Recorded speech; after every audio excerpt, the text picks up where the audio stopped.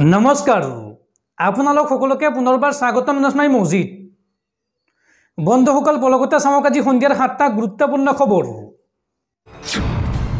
প্ৰথমটো খবৰ দেশবাসীলৈ ভাল খবৰ দেশৰ সাধাৰণ জনতাক বৃহৎ থকা আগবঢ়ালে কেন্দ্ৰীয় চৰকাৰে দাম কমিল কেইবাবিধ জীৱনদায়িনী ঔষধৰ দেশৰ সাধাৰণ জনতালৈ বৃহৎ থকা দাম কমিল কেইবাবিধ জীৱনদায়িনী ঔষধৰ আজিৰ পৰা দাম কমিল 54 বিধকৈ ঔষধৰ দাম কমিল এন্টিবায়োটিক বৃক্ক আৰু ডায়াবেটিছ ৰোগৰ ঔষধৰ দাম লগতে মাল্টিপল ভিটামিন আৰু ভিটামিন ডিৰ মূল্য হ্ৰাস পাইছে এনপিপিৰ বৈঠকত লোৱা হৈছে এই সিদ্ধান্ত আৰু এই সিদ্ধান্তৰ ফলত বৃহৎ সকাহ পাব দেশবাসীয়ে পৰৱৰ্তী খবৰ ভাৰতীয় বতৰ বিজ্ঞান কেন্দ্ৰৰ আগজাননী আগন্তুক 3 দিনলৈ ৰাজ্যত হ'ব মুখলধাৰ বৰষুণ আৰু বৰষুণক লৈ ৰাজ্যজুৰি হাই এলাৰ্ট জাৰি বতৰ বিজ্ঞান কেন্দ্ৰৰ ৰাজ্যত পুনৰ বতৰৰ কালৰূপ ৰাজ্যত আগন্তুক 3 দিনলৈ হ'ব নেৰানেপেৰা বৰষুণ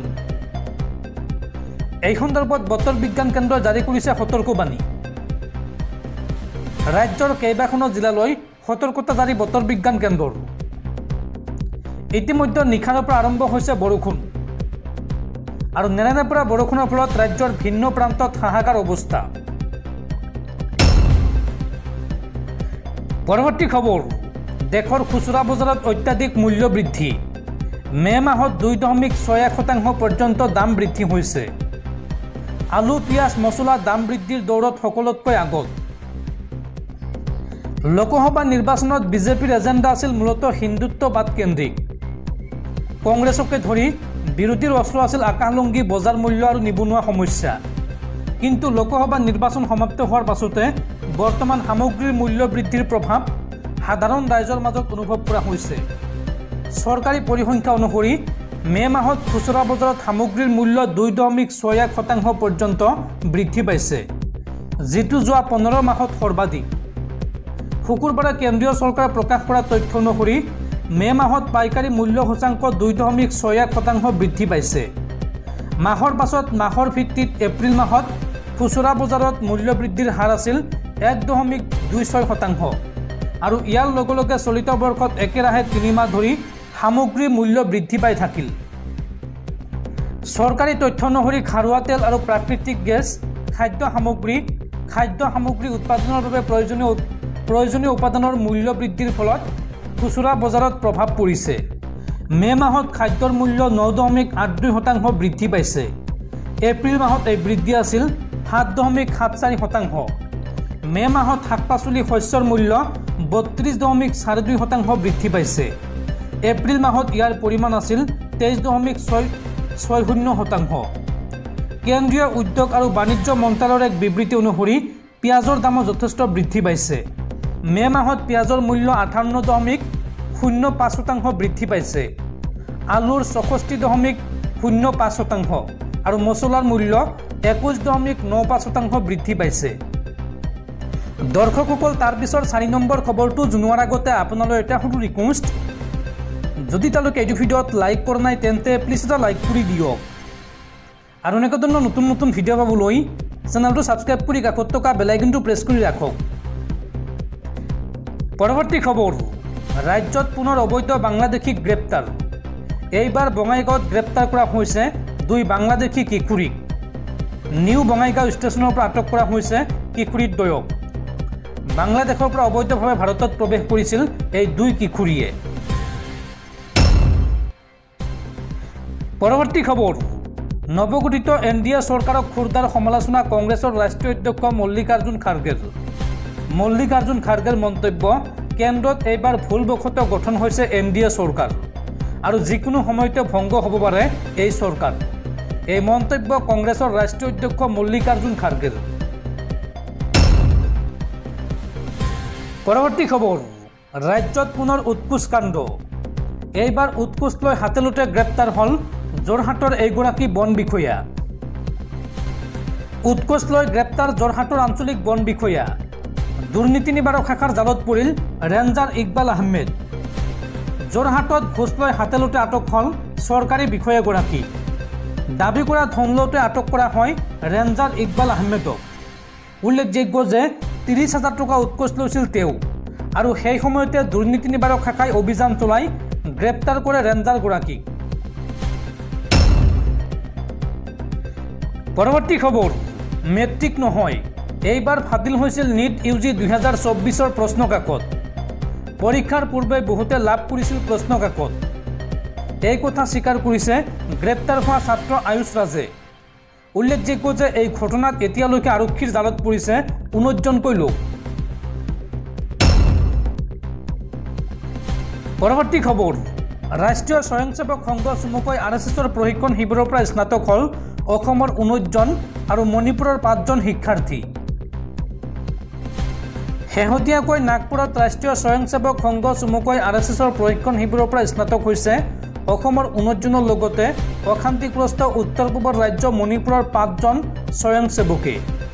টাইমছ অফ ইণ্ডিয়াৰ এক প্ৰতিবেদন অনুসৰি সংগঠনটোৰ ভিতৰত প্ৰশিক্ষণৰ অন্তিম পৰ্যায় RSS কাৰ্যকৰ্তা বিকাশ বৰ্গ দ্বিতীয় সম্পূৰ্ণ কৰা 934জন স্বেচ্ছাসেৱকৰ ভিতৰত 19জন অসমৰ আৰু 5জন মণিপুৰৰ। প্ৰশিক্ষাৰ্থীসকলে কোৱা ভাষাৰ ওপৰত ভিত্তি কৰি RSSে কৰা শ্ৰেণী বিভাজন অনুসৰি অসমৰ পৰা যোৱাসকলৰ ভিতৰত 17জন অসমীয়া, আনহাতে 2জনে বড়ো ভাষা কয়।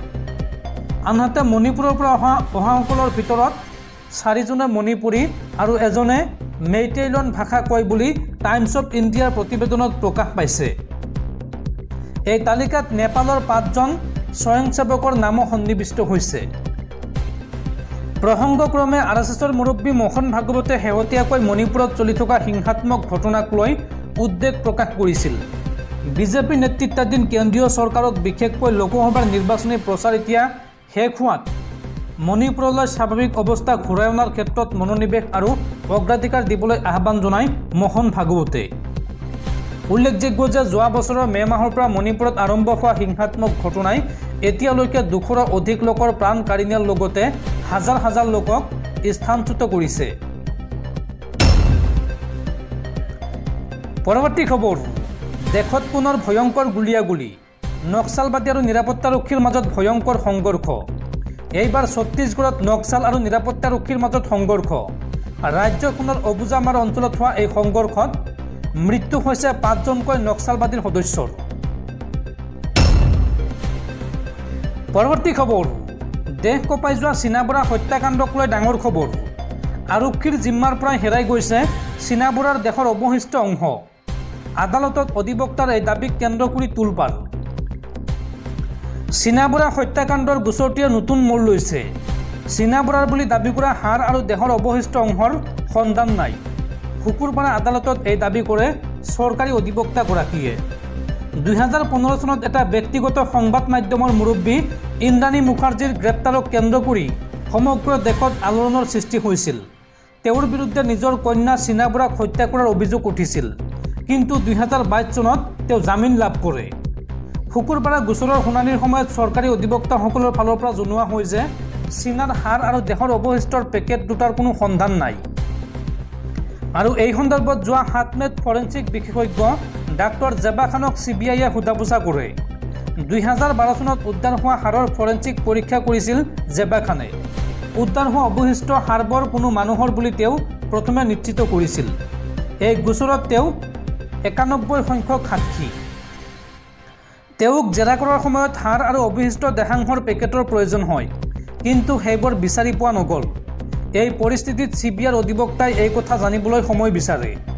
অৱশেষত শুকুৰবাৰে হাড় আৰু অৱশিষ্ট দেহাংশৰ কোনো সন্ধান পোৱা নগ'ল বুলি জনায় আদালতত। সেইবোৰৰ অবিহনেই জেবাখনক জেৰা কৰাৰ অনুমতি বিচাৰে আদালতত।